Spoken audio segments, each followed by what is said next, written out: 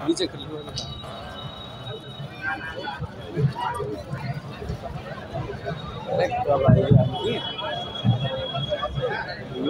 जय श्री राम, जय जय श्री राम। सम्मानित मंच,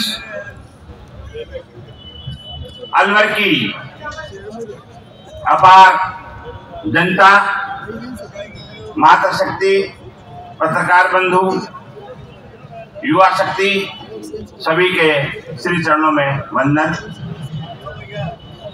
मेरी बेटी ने अभी जो कुछ कहा, उसके बाद कुछ कहने के लिए बच्चा नहीं है। बंधुओं, आज कांग्रेस पार्टी, पता नहीं इसको अपने आप से शर्म क्यों नहीं आती है। ये किस मुंह से चुनाव वोट मांगने आती है। आप रोज अखबार पढ़ते हैं, ऐसा कोई दिन नहीं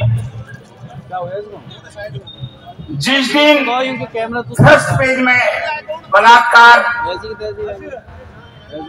गैंगरेप या लूट की घटनाएं नहीं हो। ये घर से लड़ गया हो बाबा। ये इस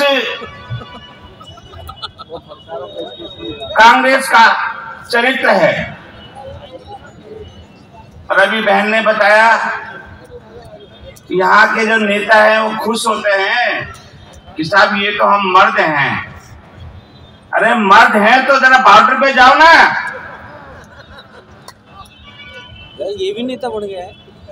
हमें ज्ञात होगा सन 2014 में एक भारत माता का सपूत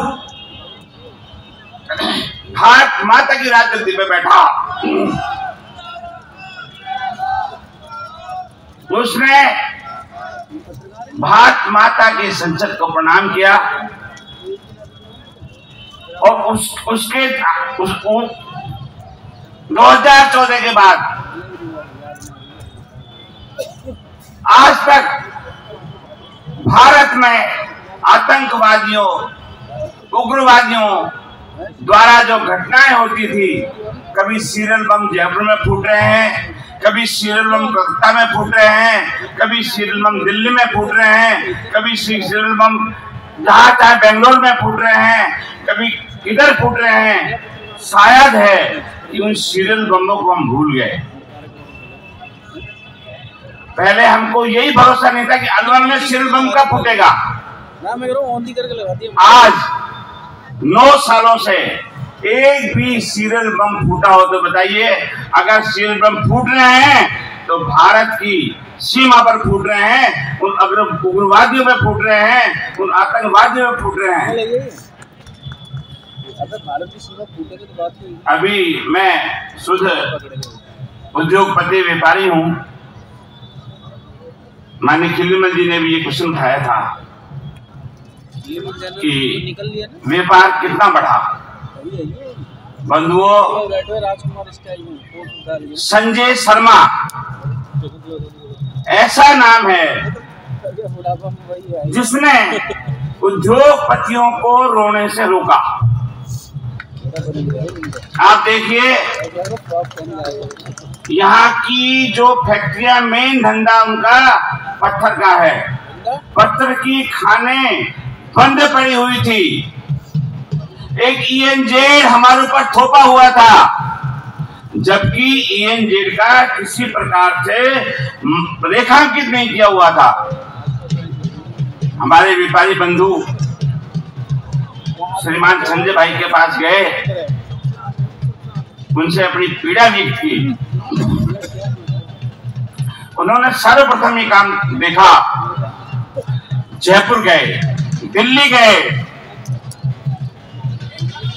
और उस ENZ को खत्म करवाया।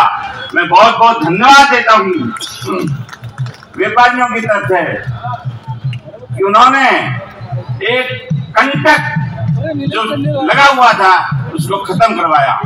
ऐसे ही अभी NCR का मैटर चल रहा है। आप ये देखिए, दिल्ली में जुकाम होता है तो दवा अलवर को लेनी पड़ती है। बड़े दुख और आश्चर्य की बात है, हवा कभी हमने दक्षिण से उत्तर की तरफ बहती हुई नहीं देखी, लेकिन अगर वहां की हवा खराब होती है तो अलवर के धंधे चौपट हो जाते हैं, अलवर का व्यापार चौपट हो जाता है। बंधुओं, मेरा तो आपसे अभी हमारे तो जो एनसीआर का जो लफड़ा लगा हुआ है उसका बहुत दुख है, और उन्होंने ये कहा है कि सरकार बनने के साथ में इस मामले को निपटा देंगे। अभी हमारे भाई नीलेश जी खंडेलवाल साहब आ रहे हैं, ये भी इसी कांग्रेस से पीड़ित हैं, और उन्होंने घर वापसी इसको बोलते हैं, वापसी भारतीय जनता पार्टी में सोचा है आने के लिए। मैं उनको बहुत बहुत धन्यवाद देता हूँ, साधुवाद देता हूँ। एवं मैं प्यारी जनता से प्रार्थना करता हूँ कि 25 तारीख को मतदान होगा, तय है।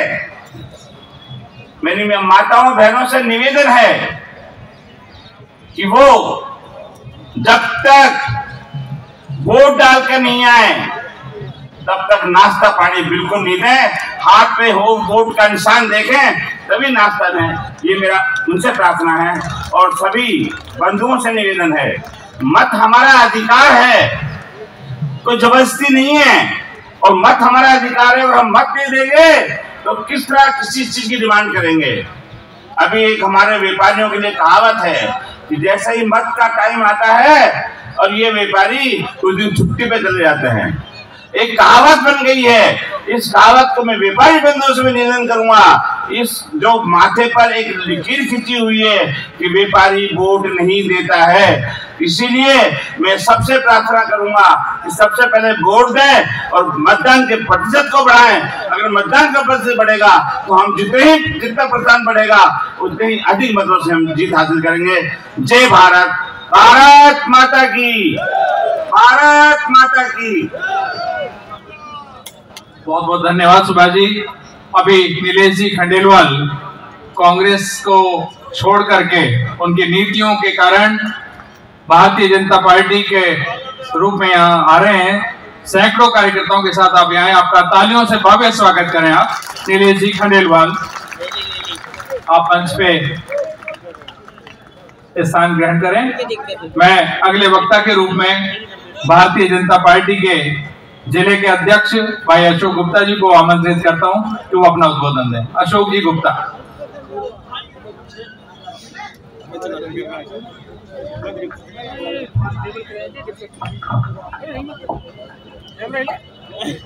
आज अलवर शहर विधानसभा की अलवर शहर में इस सभा में उपस्थित हमारे मार्गदर्शक और जिन्होंने हमें अगली पकड़ कर चलाया है, ऐसे हमारे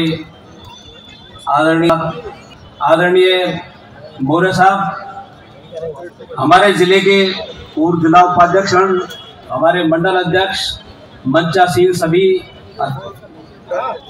सभी हमारे सदस्य, पूजा के योग मेरे बुजुर्गों, मातृशक्ति और मेरे मोतियों से भी प्यारे युवा साथियों, 25 तारीख का मतदान तय हो गया है। अब वो समय आ गया है जब कांग्रेस को गद्दी छोड़नी पड़ेगी। बड़ी परेशानी हो रही है, परेशानी का कारण है उनकी आवाज बंद हो जाएगी। भ्रष्टाचार के आकंठ में डूबे हुए लोग बड़ी चिंता करने लगे हैं। रात को मैं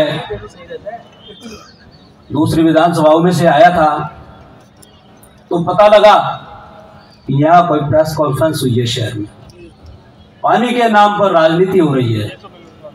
अरे भाई कांग्रेसियों, आपको ये अधिकार तो है ही नहीं कि आप पानी के ऊपर राजनीति करें। ईआरसीपी की जिसपे इन्होंने शोर मचा रखा है, ईआरसीपी की योजना केंद्र सरकार की 40,000 करोड़ की थी।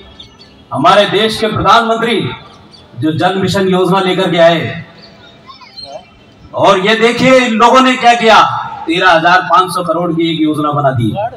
अरे कांग्रेसियों, ये तो सोचो कि 13,500 करोड़ में अलवर को पानी कहां से लाओगे? आप बात करते हो पानी की, राजनीति करते हो पानी की, बार बार पानी का राग अलापते हो। समस्या है तो दलगत राजनीति से ऊपर उठो और जनता के हित में आकर के संघर्ष करो। सड़कों पे आप आ नहीं सकते, अधिकारियों से आप कह नहीं सकते। अगर विधायक ने अपना पूरा बजट दे दिया, पानी के लिए इतना बजट दिया पूरा का पूरा, आप उस पर राजनीति कर रहे हो। हमने संघर्ष किया सड़कों पे, हमने लाठियां खाई, हमारे विधायक ने लाठियां खाई, तब ये कांग्रेसी कहां थे? आज टिकट लेकर आकर के बोलने लगे कि पानी की समस्या है। आज याद चुनाव में आ रहा है, पानी की समस्या है। कहां गए आप लोग?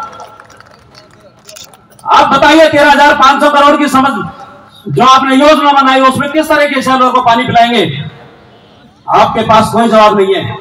हमारे जल संसाधन मंत्री माननीय गजेंद्र सिंह जी यहाँ आए थे, उन्होंने बार बार बताया कि 10 बार बैठक केंद्र में हुई, दिल्ली में इनका कोई मंत्री और सीएम खुद नहीं गए। क्या कहना चाहते हैं? योजना का क्या करना चाहते हैं?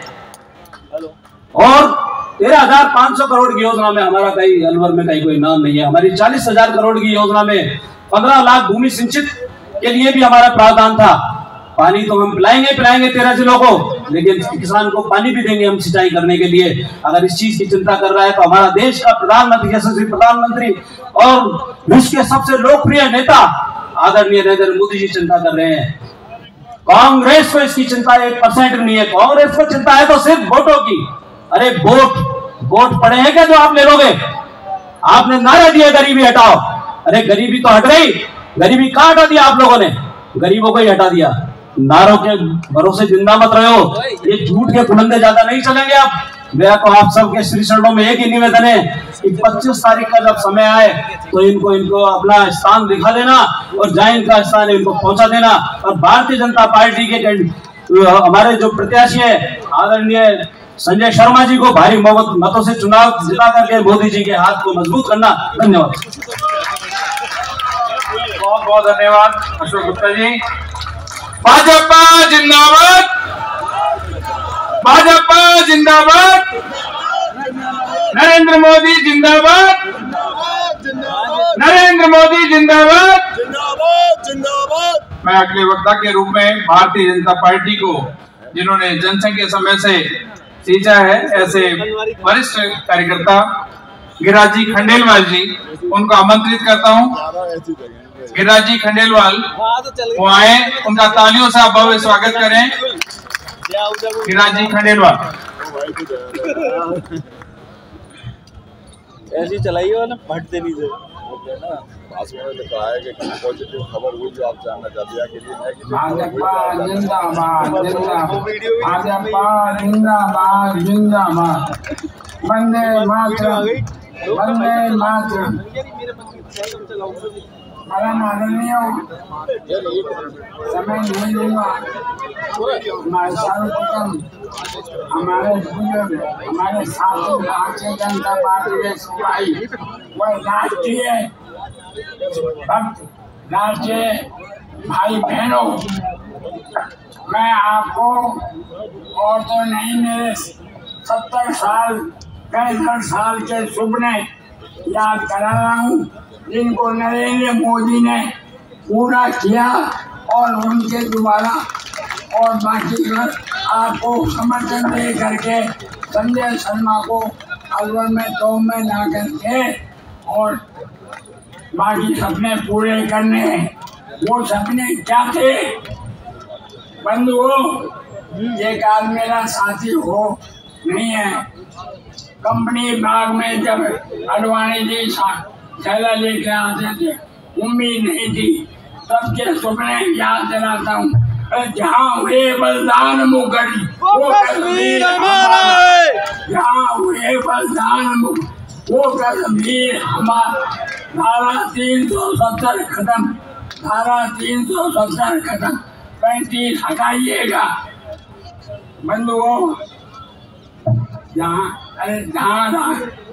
राम ने जन्म लिया मंदिर वहीं बनाए, राम लला हम आते हैं मंदिर वहीं बनाएंगे। ये सपना नरेंद्र मोदी भाजपा ने पूरा किया। अब बंधुओं, वो सपना के लिए आपको ताकत दे करके संजय शर्मा को भी नरेंद्र मोदी के सिपाही में आगे जाना है। वो सिपाही कौन से बाकी है? वो सपने बाकी हैं। एक देश में दो विधान नहीं रहेंगे, नहीं, एक देश में दो भी नहीं रहेंगे, एक म्यान में दो तरवा नहीं रहेंगी, एक म्यान में दो तरवा नहीं रहेंगी। ये सपने तो बंधुओं आपके सहयोग से पूरे हो गए और आज खुशी होनी चाहिए। भारत राष्ट्र को बदल देगा, संपूर्ण दुनिया का विश्व गुरु मानने लग गए हैं, या में फर्क नहीं। आज हमारे भारत की जो स्थानीय तरक्की नहीं, आपने देखा हुआ 70 साल कहाँ गए ये नेताओं के जेब में, रोज अखबारों में पढ़ते हो, कैसा नहीं है जेलों में पड़े, वो जेलों में पड़े जो सत्ता में बैठे, सेक्रेटरीट में सोना पाता है, करोड़ों रुपया पाते हैं, जनता समझती है और समझने लग गई। तो मैं तो आप यही कहूँगा, बंधुओं पे ज़्यादा नहीं बोले, अब आपकी जिम्मेदारी है। संजय शर्मा आपके आशीर्वाद से जीत तो गया, लेकिन राजस्थान में 2 सीटों में टॉप में संजय शर्मा जीतना चाहिए। जय भारत माता की।